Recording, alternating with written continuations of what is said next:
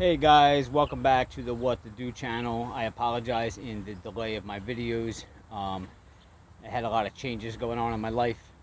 Some not so good things, some heartbreaking things, and also a job change. So I'm not really in the golfing industry anymore. I'm working more with construction equipment, as you can see behind me, these big loaders.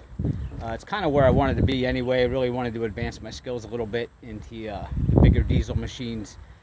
So I'll be working on stuff like loaders such as this. And we got this big 310G John Deere here. Got the New Holland LS 190, John Deere 328, and the John Deere 270 back there. Got this TCM 820.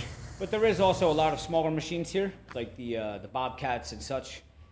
The mowers, stump grinders, post hole diggers, things like that. Trailers, there's Isuzu's, dump trucks, there's Chevy dump trucks, regular pickup trucks. There's a pretty big fleet. The only downside of this job is the equipment's a lot heavier. You know, compared to golf, things are a little bit lighter. Here, everything that we're doing on some of these machines is the parts are a lot heavier and they're a lot harder to get off. The nuts and bolts are a lot bigger. I'm pretty excited about it. So that's it, guys. Again, I apologize for the delay.